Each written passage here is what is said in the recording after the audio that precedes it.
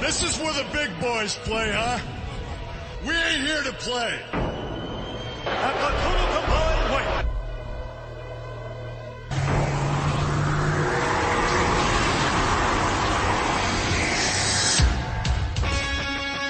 At the total combined weight of 589 pounds.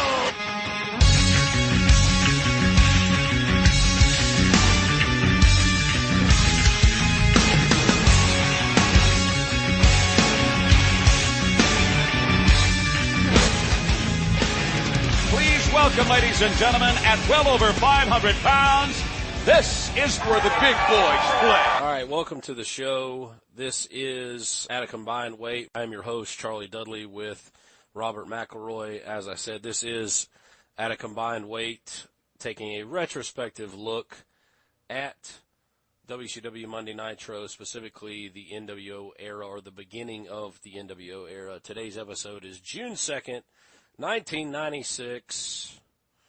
Robert, how you doing? I'm doing well, man. Thank you.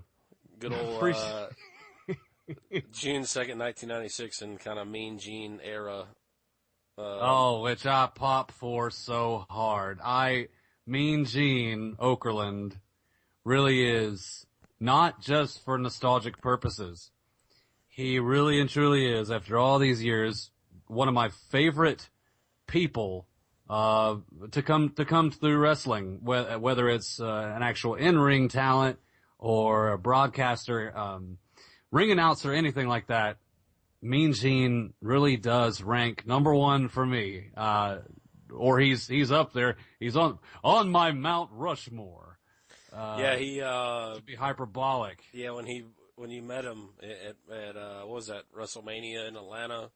Yeah, we at WrestleMania 27, not too long ago, we were at Fan Access, and we were walking around trying to figure out whose long line we were going to stand in to get an autograph and interact a little bit. I saw Mean Gene Okerlund. I said, this is the line we're getting in.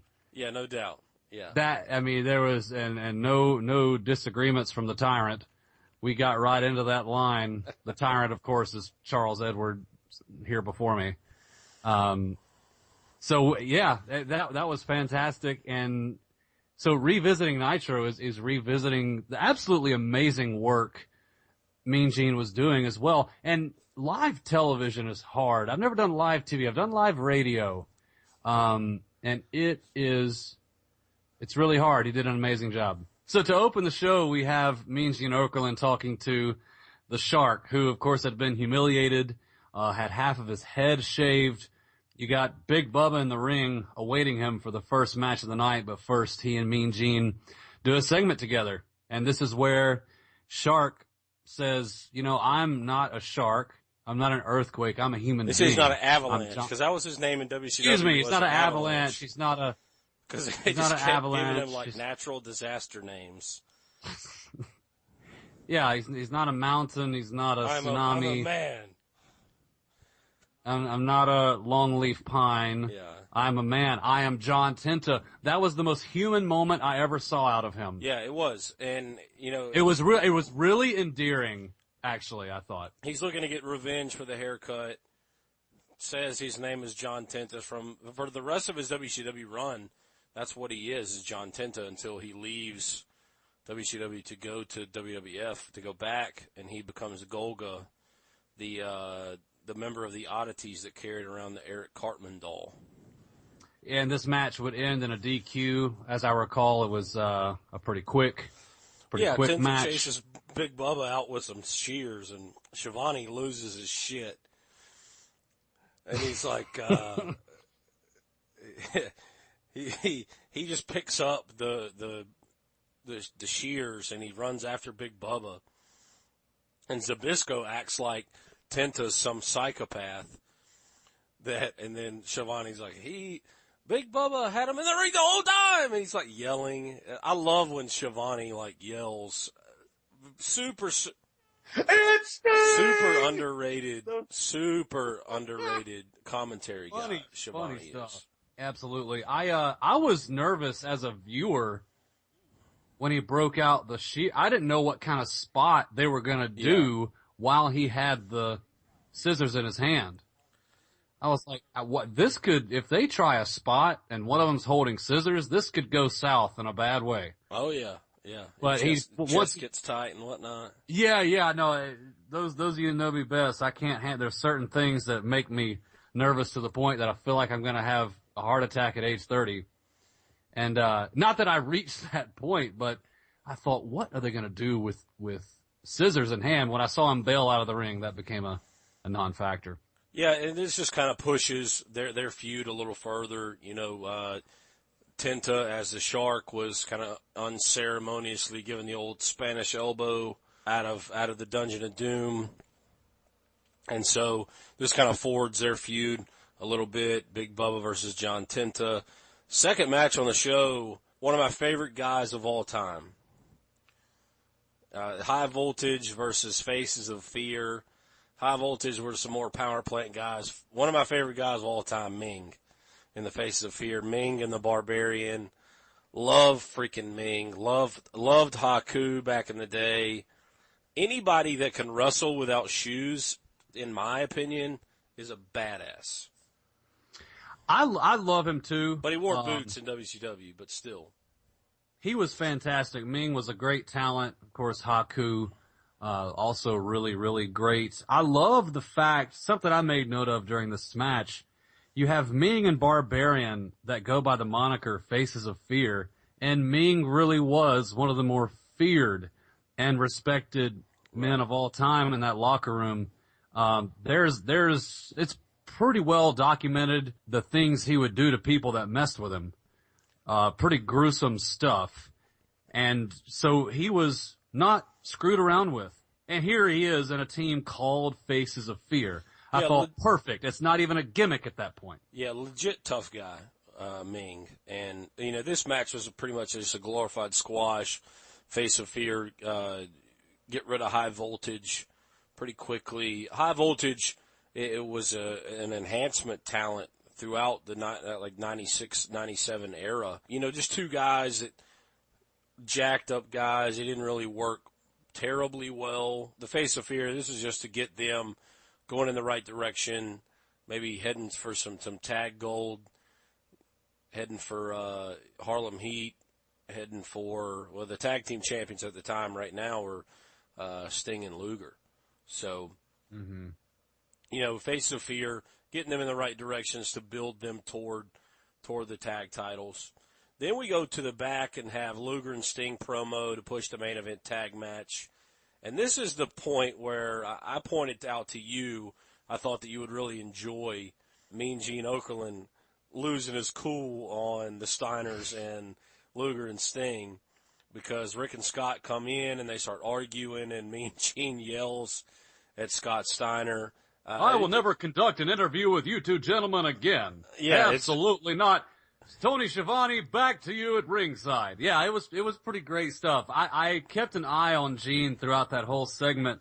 I was glad that segment picked up. I didn't so much like the very beginning when Luger's like, man, you remember looking at the tape? And it became so much about the tape and what you saw versus what I never thought Luger was a very good promo guy anyway. Right, and then Sting, it was much of the same, though Sting, a slightly better promo guy. Once the Steiners got in there, business picked up. Yeah, it needed to. Yeah, and they did a good job of pushing the main event. Mean Gene is fantastic always. That's just a promo segment. The highlight being Gene. You're not going to watch a Lex Luger promo and get excited by any means. The next match, Disco Inferno versus Sergeant Craig Pittman. We talked about Sergeant Craig Pittman last week, or last episode. This is just an okay match, kind of pushing Disco Inferno and how he really just cares about dancing. Craig Pittman tries to put a submission hold on him, and Disco Inferno submits before he ever gets the hold locked in, because he said that he wouldn't be able to dance, and then he does some dance moves. Yeah. Never was a big fan of the Disco Inferno gimmick. Thought it was really, really stupid. I thought it was funny, though it was stupid. I don't know why you wait until the 1990s to have a disco gimmick. Well, like I said in the last episode, it kind of fit into cartoony character aspect of some of the WCW characters at the time. Absolutely. I found him to be funny, and I noticed how the camera panned the crowd at the dancing they were doing. You know, a couple years ago, we just got inundated in the WWE with dancing gimmicks. Yeah. I mean, overload with that garbage. I hated it to the moon. Fandango is, he's got his whole gimmick with Tyler Breeze. That was the latest dancing gimmick. Then you had, somebody call Mama. I forget who that guy was. Is now Brodus Clay. He was around the same period of time. You would have, as if that wasn't enough dancing from those two guys, you would have dance-offs. That was with the Divas and that whole deal. And, no, I'm getting pissed off talking about it. So back to Disco Inferno. Like, with it just being the only dancing gimmick that was going on around that time and it just being kind of funny, it was as much buffoonery as anything else, though the guy could kind of work a little bit. And later on, and he was, while people had fun with him, they didn't necessarily like him. I didn't like him. I thought, this is not a guy I don't really seriously. think anybody liked him other than the dancing. I mean, people would do the disco Saturday Night Fever gimmick, but I don't think anybody really got behind him in a big way. No. And, I mean, there were 3 dancing gimmicks in WCW during the Nitro era, if you remember. Alex Wright had his dancing gimmick. Yeah, but I mean, is that so much a gimmick rather than something he would just do? Yeah, I don't know that. I don't know if there were people did it, but I remember him doing it vividly. And of course, my favorite WCW dancing gimmick of all time, La Parka. Oh, that's fantastic! Can't wait till he shows up and we start talking about, as Mike Tenay called him, the chairman of WCW. I loved La Parka's little dancing where he moved his hands with like palms out. YouTube that for sure, La Parka. You and I, upon completion of libations, would La Parka around the house every now and then. Oh, no doubt. One more bit about Disco. What was interesting about him, he wouldn't have any sort of babyface run at all until he started to drop the gimmick some. And then the broadcasters would say, okay, it looks like Disco Inferno's finally just said, forget about the dancing. He's taking his wrestling more seriously now. Right. The less of a gimmick it became, the more and more people liked him, but that wouldn't come until later. For now, He's total clown. The next match was Lord Steven Regal versus Hacksaw Jim Duggan. Another show favorite, it being Hacksaw Jim Duggan. Not for his work rate necessarily, but just for his just overall attitude and the fact that one of our real good friends in college, his sister used to babysit his Hacksaw's kids. Which is it goes to show you how small the degrees of separation in wrestling are, just right there. That's one of the many examples we'll find with us, the little encounters we've had with people over the years that are close to the industry or in it. I took note of how over Hacksaw was with the crowd, and this being a guy that was anti-America in Lord Steven Regal versus a guy who was one of the better patriotic gimmicks of all time. It was only natural that the American crowd get 100% behind Hacksaw. Plus, at this point, Hacksaw had been around for quite some time. The first 20 years almost. Yeah, the first ever Royal Rumble winner. Same gimmick from WWF into WCW. Like we mentioned in the previous show, previewing the week before, a lot of guys came right into WCW with their gimmick. Right. This is another perfect example of that. I loved how over he was for this. I really did. It popped me huge because it's a nostalgic deal. He's a funny guy. Yeah, pretty decent, funny pretty guy. decent match. What you'd expect from Regal. Your typical Hacksaw spots. The 2x4 comes out. Regal comes in with an entourage with Jeeves and Dave Taylor and Bobby Eaton. They all get involved in this match, and then Regal cuts a promo talking about Sting. and what they're going to be doing at the Great American Bash.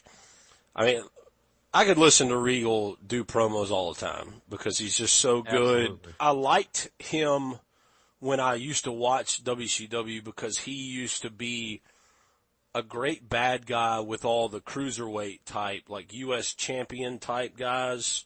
He'd have good matches with Mysterio, Psychosis, those type guys. And I was always kind of a heel fan. I liked the baby faces every now and then, but I definitely really enjoyed the heel performances. Hacksaw's tape gimmick cracks me up. How the wrapping his hand with tape and hitting his opponent would be how he would end matches. Every now and then I would take some tape and kind of wrap it around a few times and throw it around and let it like wrap around my hand and then maybe smack one of my brothers. I don't know what I did, or just smacking an inanimate object, being the little imaginative child I was. But I don't think he had that. I don't think his finisher was wrapping his hand in tape in the WWF, was it? No, I it can't definitely recall. wasn't. His finisher Okay, I was didn't think it the 3-point stance into a shoulder block in WWF. And he did initiate the 3-point stance in this match, except he got that tape out and actually did pop one of the guys that had come in on Regal's behalf. Yeah, I think he hit, it might have been Bobby Eaton. Yeah. Which, I mean, it's kind of a shame that Bobby Eaton became a sideshow at this point, but it is what it is. I mean, the guys stay in the business long enough, they'll become a shell of themselves. I've seen that with Flair.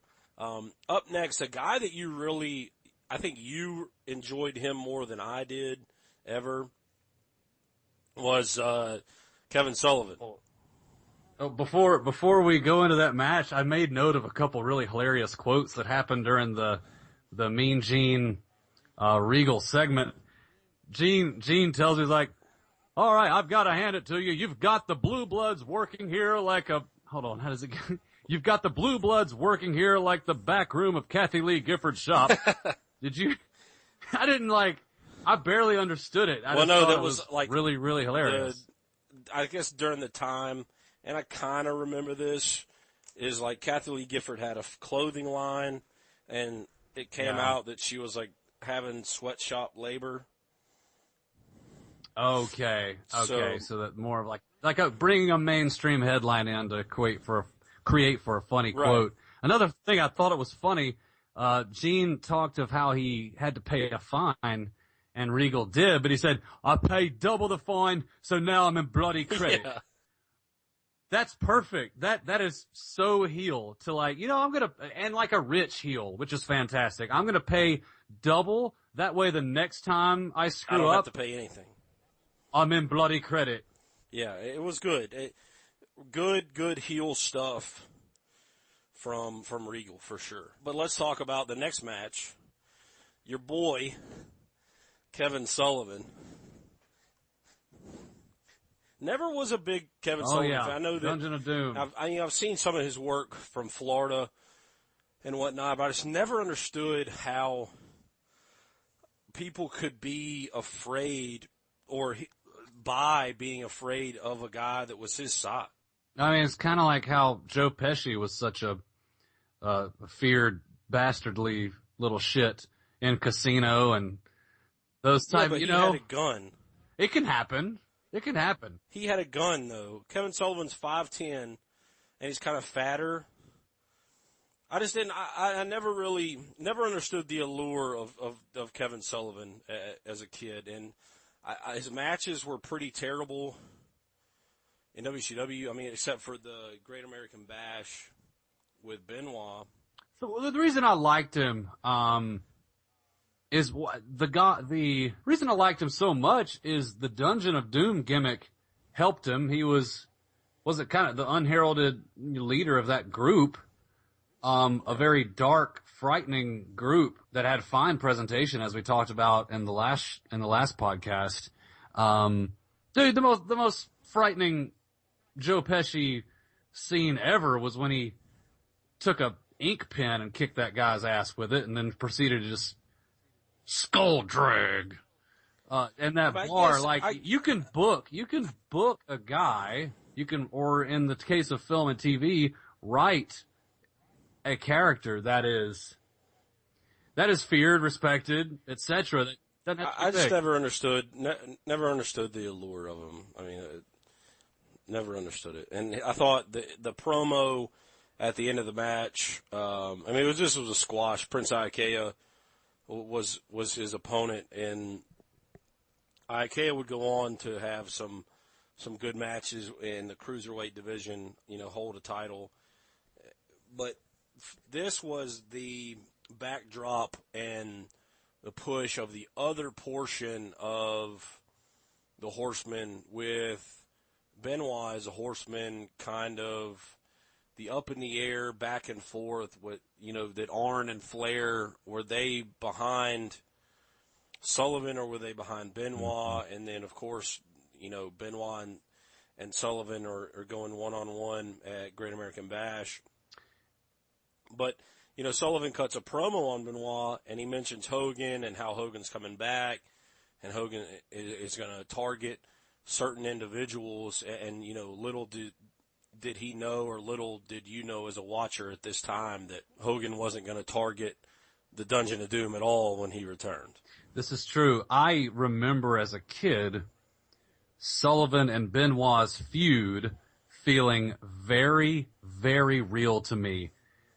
You and I would retrospectively look at, I guess it might have been the Great American Bash match of theirs one night. It had a boiling point to it. I thought it was very well done.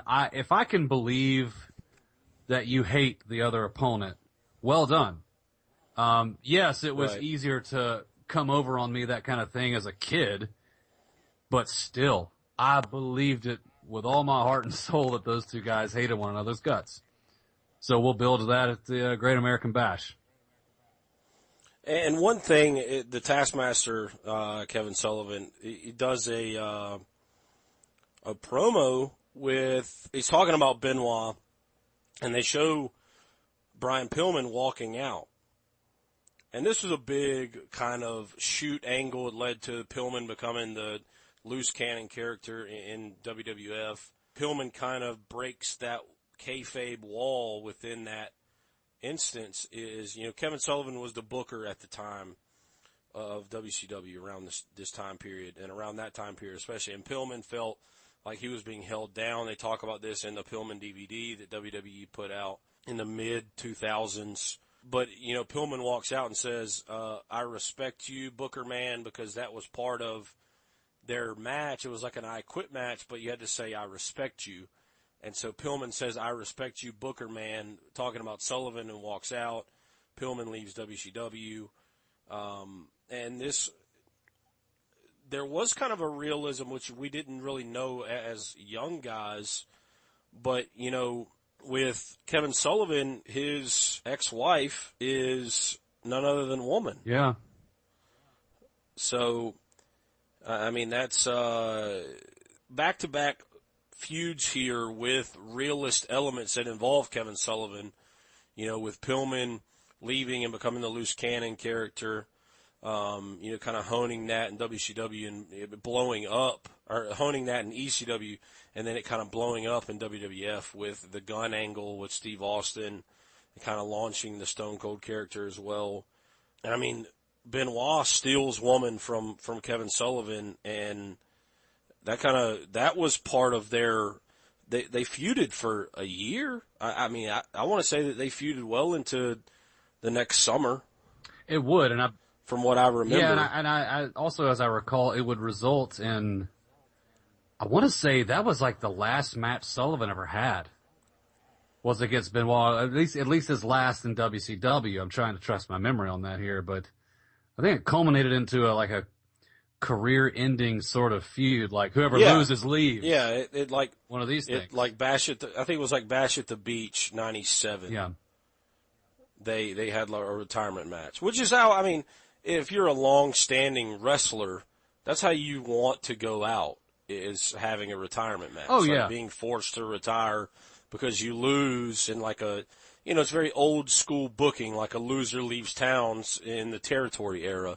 And for us, it really doesn't happen very often because you have, a guy like Flair who loses a retirement match and he just goes to TNA, which you have the exception, I think, which should be the rule in Shawn Michaels losing his retirement match and he stayed retired, which I think has been well done. I mean, like we talked about in the show previously, Mick Foley and Terry Funk, I mean, they've retired hundreds of millions of times and only to return. It should definitely be the rule. I agree that it should be the rule there. I think it's a very graceful way for a wrestler to go out to choose a guy that you can either put over or someone that's I mean, you have to put them over to elevate them, I think is the good thing. Yeah, absolutely. In Shawn Michaels' case, he had enough respect for The Undertaker to say, you know what? This is how I want to go. This is appropriate. Right. The next match we have is the Rock and Roll Express versus Ric Flair and Arn Anderson. Flair and Anderson both come out. Flair is in Kevin Green's Carolina Panthers jersey. Arn Anderson in Mongo McMichael's Chicago Bears jersey. I thought that was a funny little way to get some heat on both these guys. Yeah, it was. This week, this little area of the program is done to push that match. And, you have the Horsemen. Rock and Roll Express is one of the greatest tag teams of all time. At this point, they're a little long in the tooth. This was a still solid match.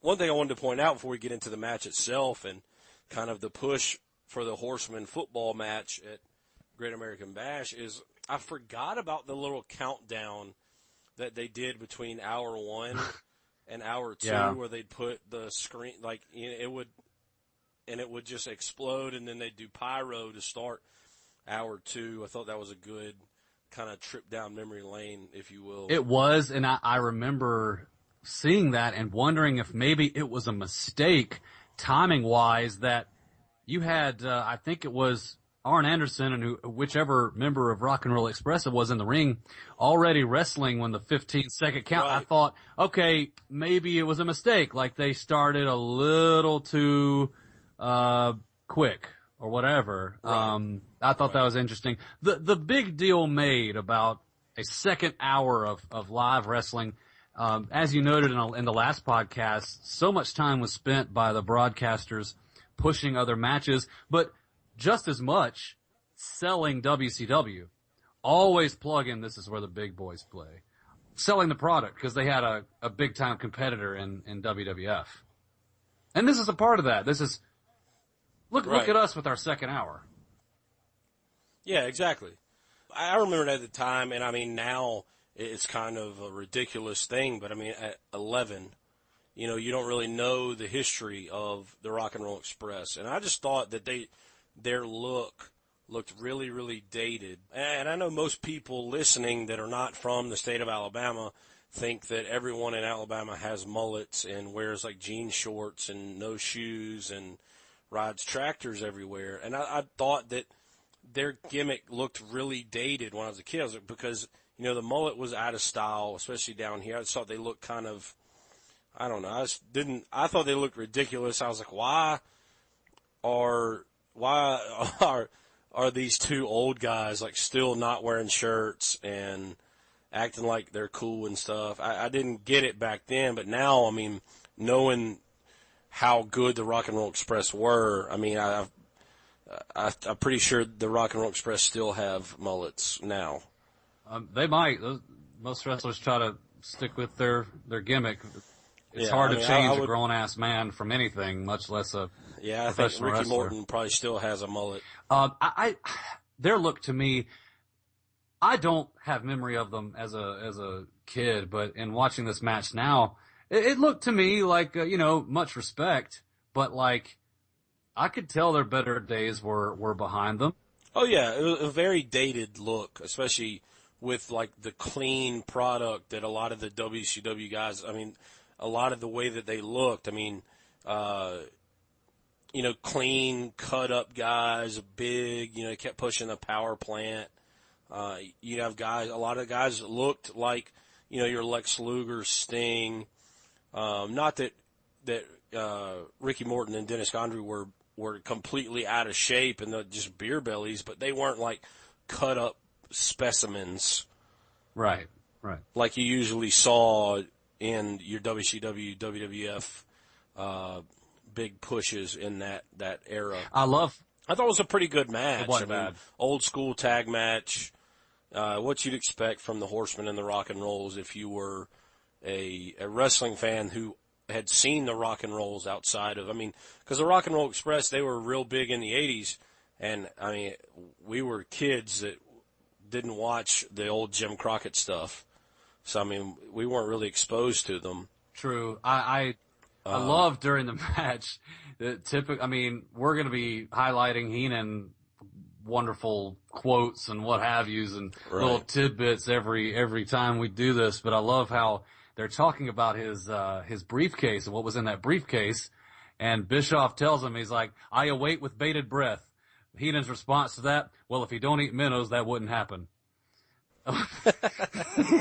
I popped. I rewound. I was not going to let that go by and me not rewatch that. That was so damn funny, I thought.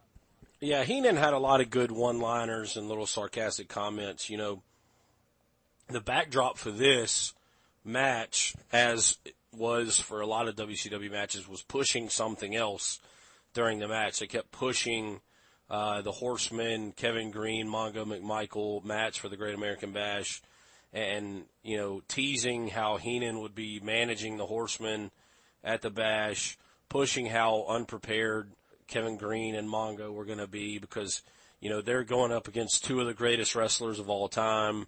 Woman assists with the win. They cheat to win. That if you're going to fight the Horsemen, you're going to lose because they're going to cheat to win or they're just going to beat you. Yeah, I hated Flair as a kid. Have an immense level of respect and love for him now, but I remember I didn't like a cheater, and his moniker of being the dirtiest player in the game, he lived up to it. Flair covered his ground. He lived the gimmick in the 80s of the overspending on the robes and the limousine ride and jet flying, kiss stealing, etc. In the 90s, when he was the dirtiest player in the game, he made sure you by God knew about it. Oh, yeah.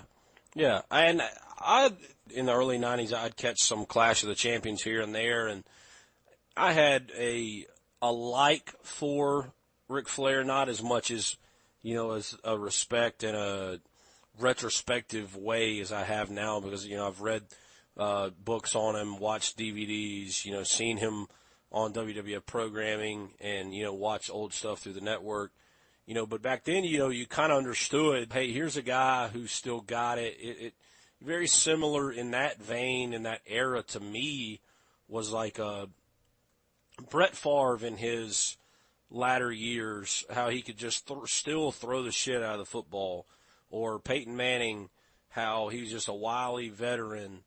And, guys that weren't going to, light it up and give you a bunch of flips and stuff, but, they're going to give you that old school stuff that you had appreciated. And I wish I had more of appreciation back then for the Rock and Roll Express, but you kind of understood, what the Horsemen gave you in Arn and Ric Flair.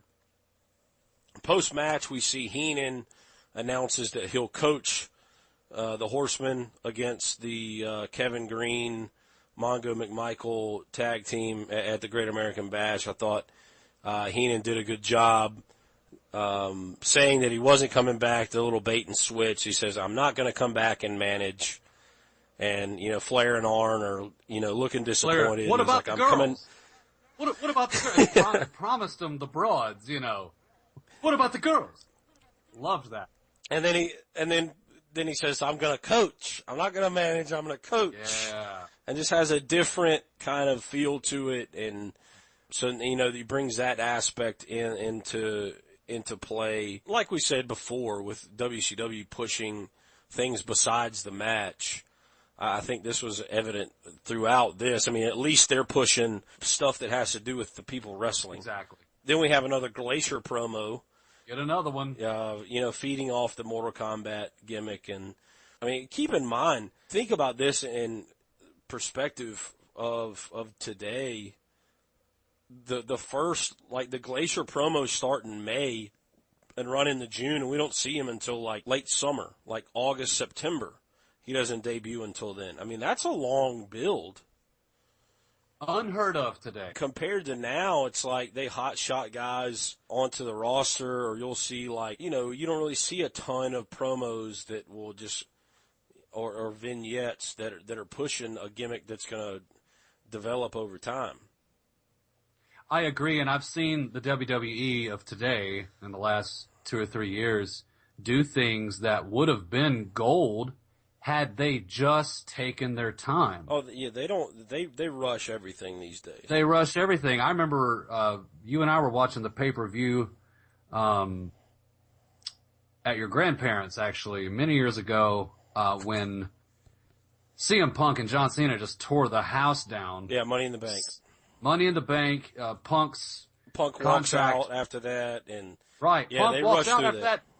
And they rushed through that. They should have had TV packages of CM Punk, like, hanging out in his native Chicago. Yeah, like chilling taking the belt to the Cubs game, or absolutely. Then you have synergy with, like, the mainstream sort of stuff that WWE likes to do and WCW did then. Right. Instead, no, we don't get that at all. That was a perfect example of something that they just could have let marinate. Yeah.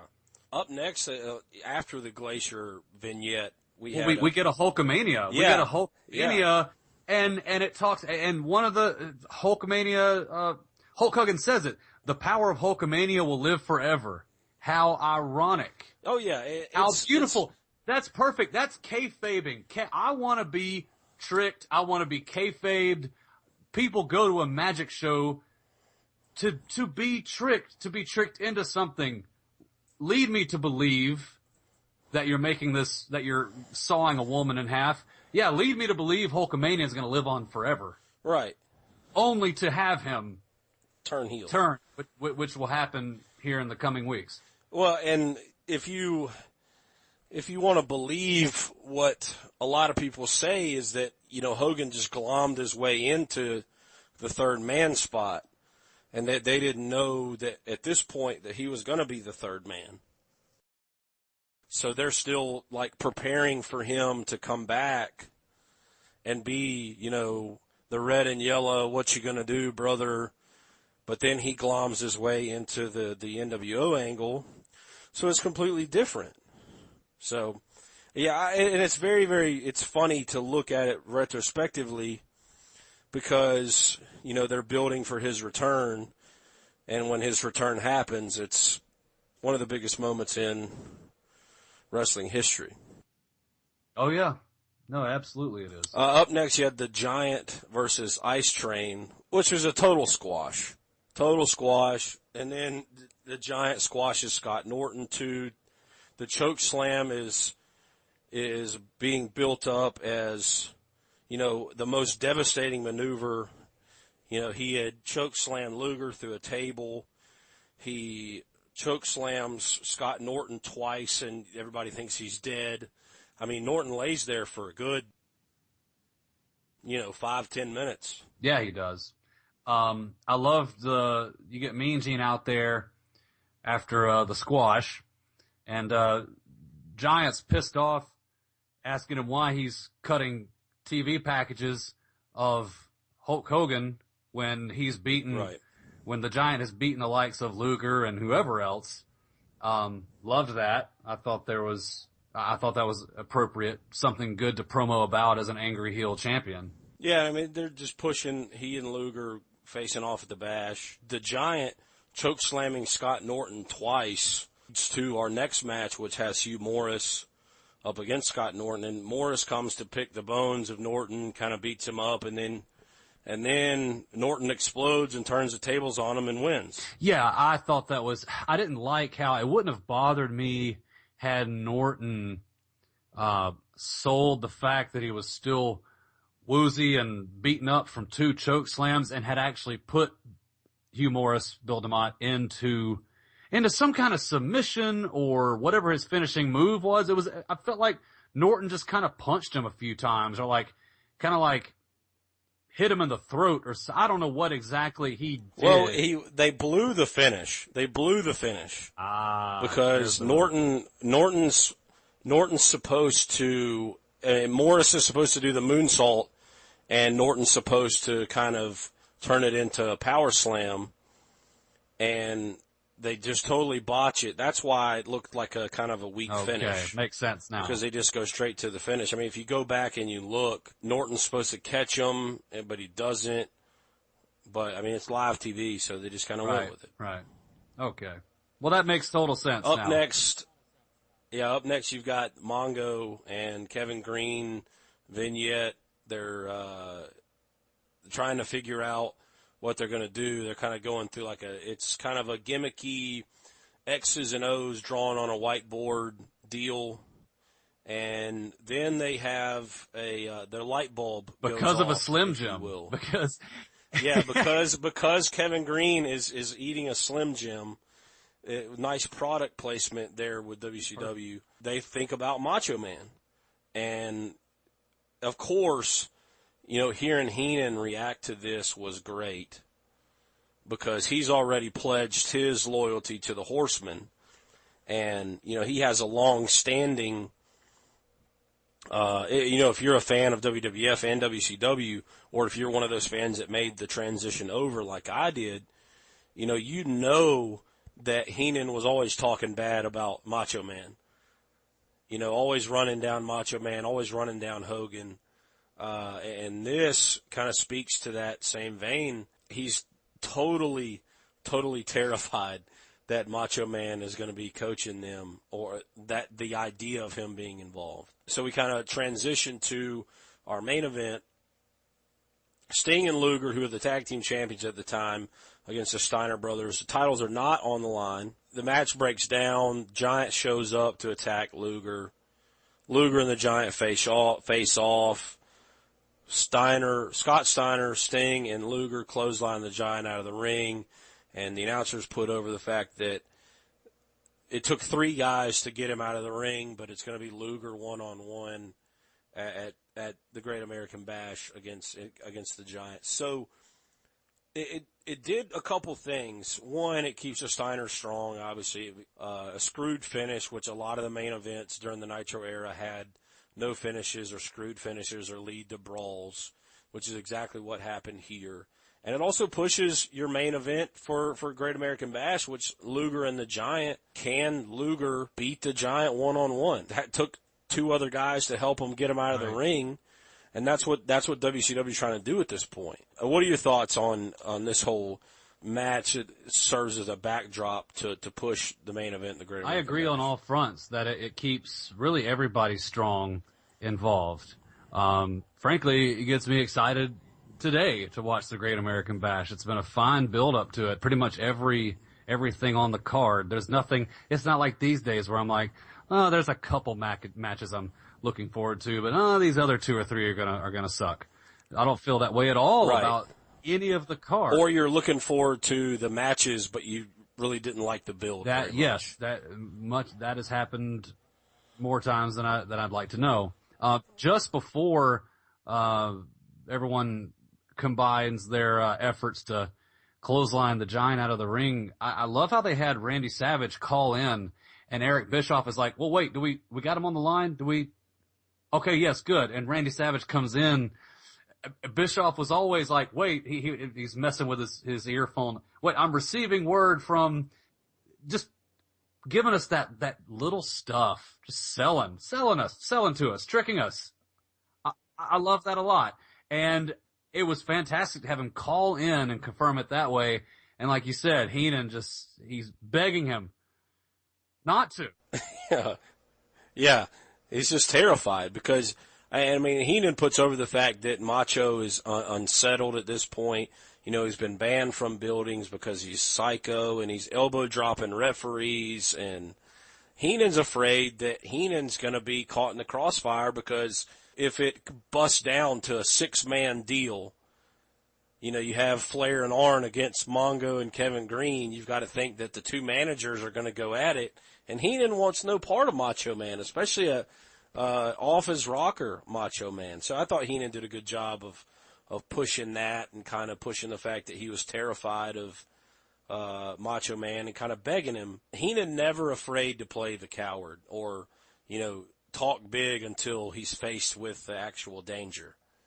And then when it comes time to take a bump, he can do it. Oh, yeah. The final part of the show, which I thought was really well done, Scott Hall shows back up, faces off with Bischoff, and says he wants 3 of the best. Okay, this is where the challenge is laid down. You see this video for weeks and weeks leading up to Bash at the Beach. He wants 3 of the best, 3 of WCW's best, and, Bischoff's like, why do you want 3? There's only 1 of you.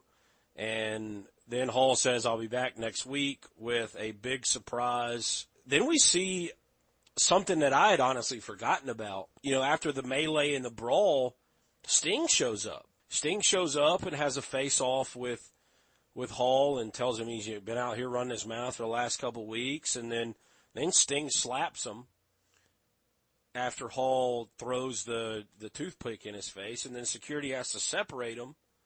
And that kind of leads to, well, this is going to boil over into something. And I thought that during this time period especially, I thought Nitro did a good job of making you want to tune in next week. Like, whether it was Tony Schiavone, Eric Bischoff, they'd always, get their voice going and they'd, their higher pitch or, kind of a stress tone. Oh, we're out of time.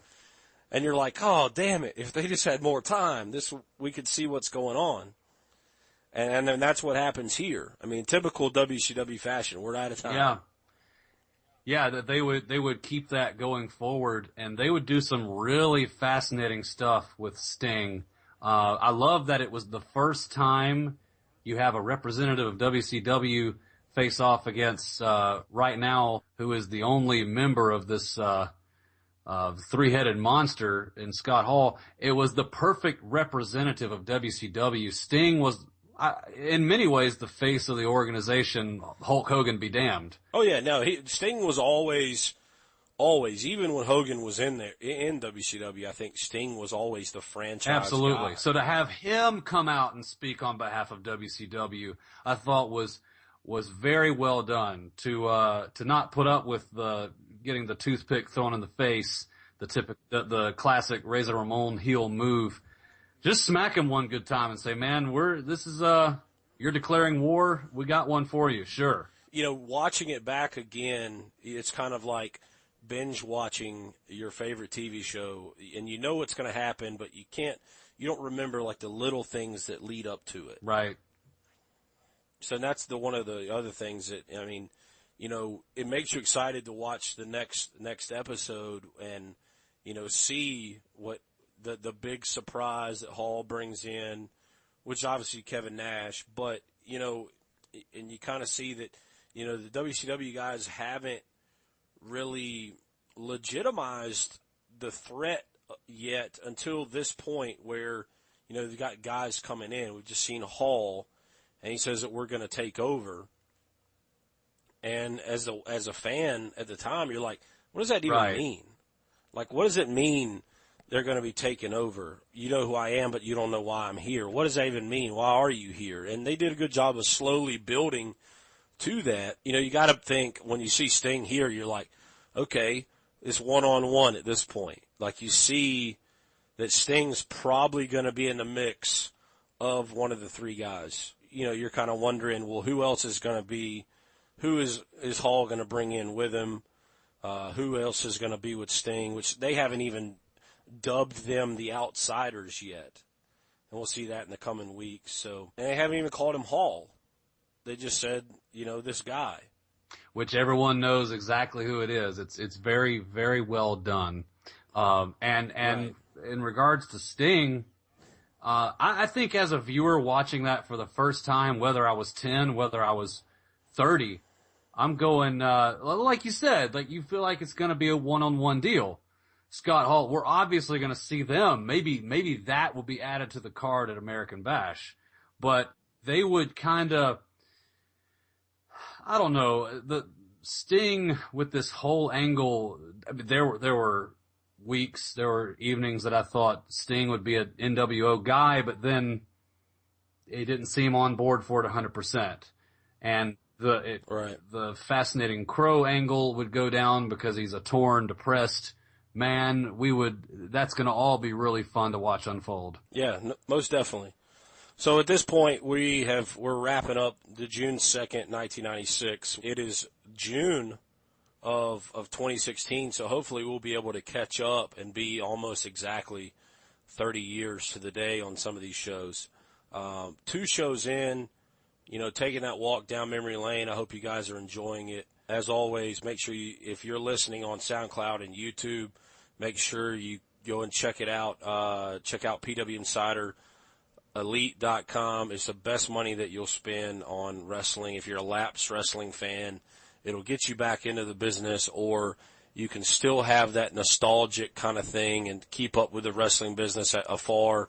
And they have some great Elite audio shows, whether it be mailbags or interviews every week. It's just a lot of great content on the website, and big fan of the website as a whole. Make sure that you join us next week. We'll be talking about the next episode of Nitro, and then we'll talk about the Great American Bash, which will continue the build to the NWO as a whole. What's going to happen with the Mongo McMichael, Kevin Green, Horseman deal. We have Kevin Sullivan, Benoit. We have the Giant versus Luger. You've got Sting versus Lord Steven Regal. It's not a bad card, It's not a bad card. And they push it really well, and you always have the backdrop of the NWO stuff. So it's, like you said, it makes you want to see the Great American Bash again, and we'll obviously watch it soon. Yeah, absolutely. Shoot us a follow on social media if you'd like at being_large for both Twitter and Instagram. Also, I just started a website on my own, robertmcleroy.net, where I'll do my best to compile some of the different projects I have going on. Might even integrate this into it. Just a place to have headshots, a way to contact me for if you need a host for a project, an actor, voiceover, kind of a jack of all trades, master of none sort of deal. So robertmcleroy.net, RobertMcleroy.net, and then being_large everywhere else. Yeah, if you'd like to follow me on Twitter, it's NoBozos2. If you don't like someone who speaks their mind and is very, very opinionated, then just follow. I was going to say, don't follow the tyrant. I'll give you a little bit of everything there. I don't tweet as much these days, but yeah, I'm still there nonetheless. Well, that's going to do it for us today. Make sure that, like I said, check out the sites. Make sure you come back and check us out. Thanks for clicking the link that brought you here. You've been listening to At a Combined Weight, where the big boys play, looking at Nitro. We'll see you next time.